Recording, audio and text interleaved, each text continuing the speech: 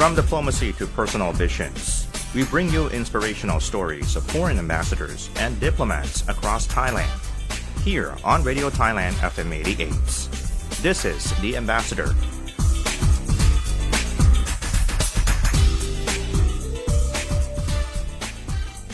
Sawadee. Welcome to the Ambassador program.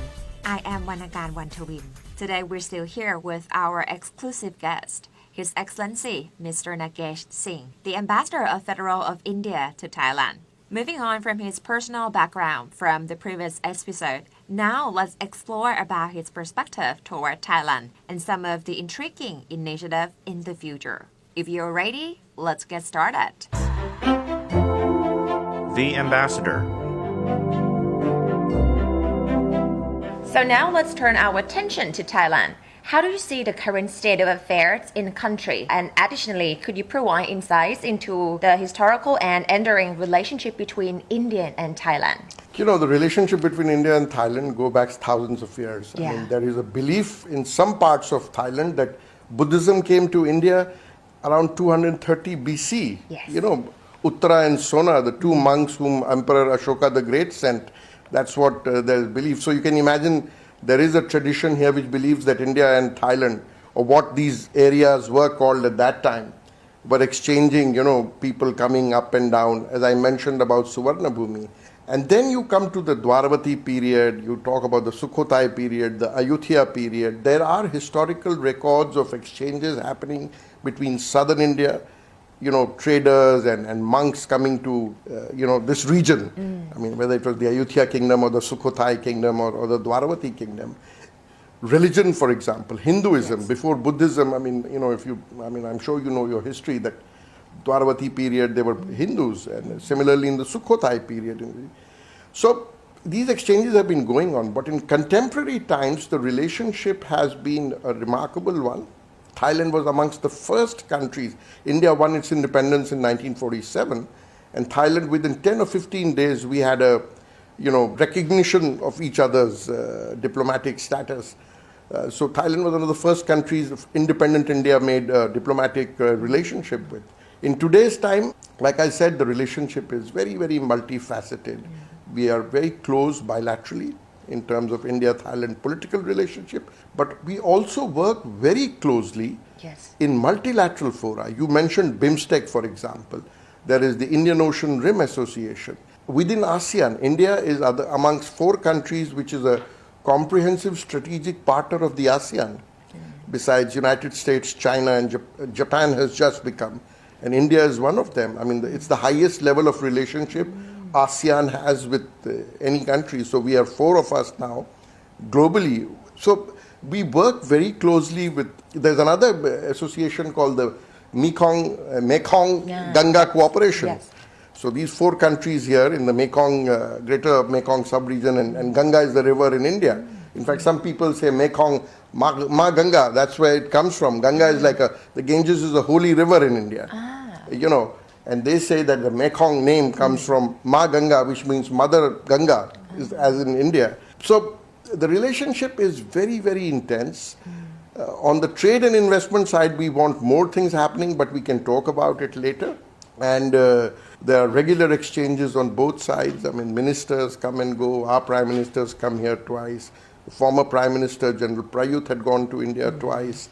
So these are the, examples of close bilateral ties between our 2 countries. Okay, moving to our next question, His Excellency. Could you share your perspective on the progress and outcomes achieved by Thailand-India Joint Trade Commissions, or JTC, or any free trade agreements? And are there any upcoming initiatives or cooperations between the 2 nations?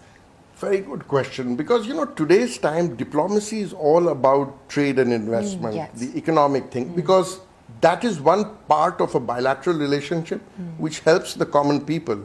If our economies grow in India and Thailand, our people get wealthier, there are jobs which are created. Today, if you look at it, India-Thailand bilateral trade is about $18 billion. We are, I think, your 10th or the 11th largest partner. But given the size of the Indian economy and also the dynamism of the Thai economy, we are not happy with that $18 billion figure because in our view, that should be much, much more. And because as you know, India is now the 5th largest economy in the world. For the last 15 years, we have been the fastest growing large economy again in the world. We are growing faster than China in the last 10 years. And our total trade of goods and services globally is about $1.6 trillion. So $18 billion of 1.6 is too small. And it should be much more because we are so close to each other. You know, geographies are just across the Bay of Bengal. Yeah. So the Joint Trade Committee meeting which happened is looking at these issues of how to promote, trade more, because Thailand is the 2nd largest economy in Southeast Asia, in ASEAN, but you are our 5th largest trading partner. So my view is that you should at least be our 2nd largest trading partner in ASEAN, not the 5th largest. There are issues of non-tariff barriers and connectivity between our two countries. The Joint Trade Committee met, I think, in May this year in Delhi.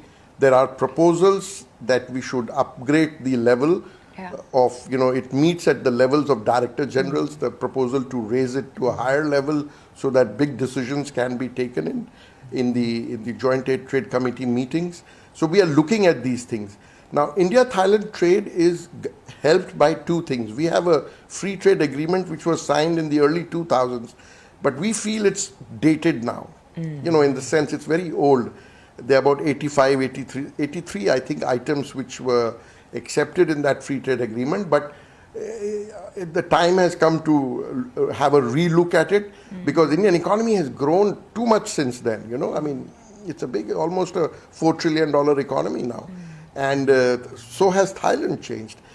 We also have something called, and I'll finish with that, ASEAN-India Trades in Good Agreement, which also helps Thailand-India trade through the ASEAN framework. That is also being reviewed. So quickly I'll say that these are the two facilitatory agreements, the India-Thailand FTA and the ITIGA as it's called, the ASEAN Trade in Goods Agreement. We are looking at, reviewing them and making it more up to date. And also through the Joint Trade Committee, look at removing the barriers to trade and investment, the non-tariff barriers, etc. Okay. And according to the BIMSTEC, what do you see as specific outcomes or agreements from these events or from this BIMSTEC agreements that will further strengthen economics and academic ties between Thailand and India?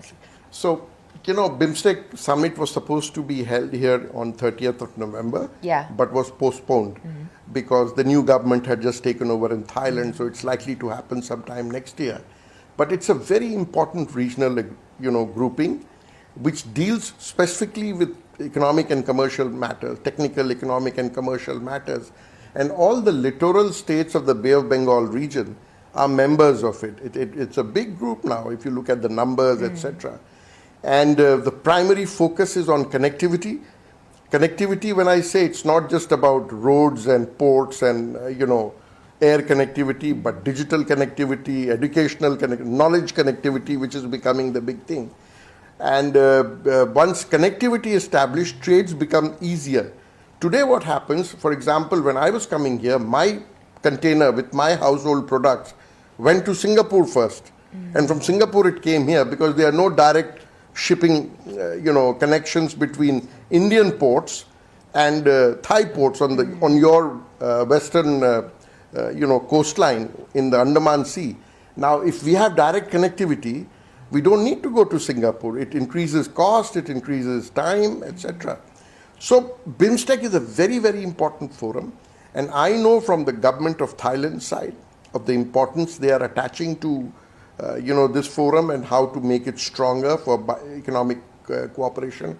And India also wants, because, it is believed in economic theory that countries never grow alone.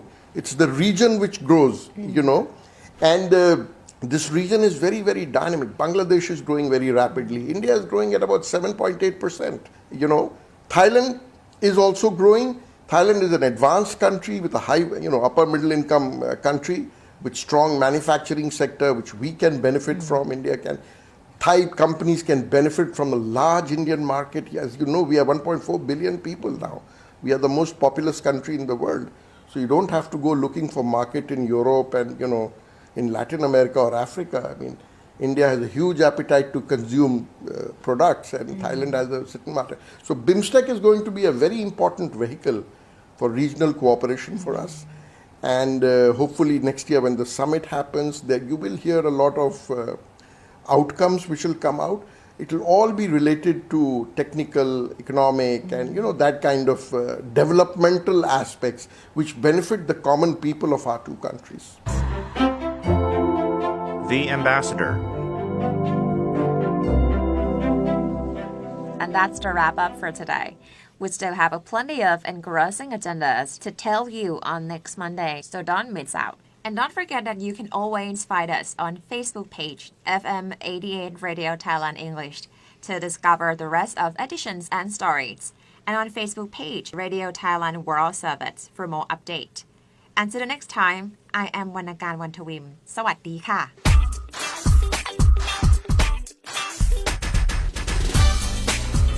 From diplomacy to personal visions, we bring you inspirational stories of foreign ambassadors and diplomats across Thailand. Here on Radio Thailand FM 88. This is The Ambassador.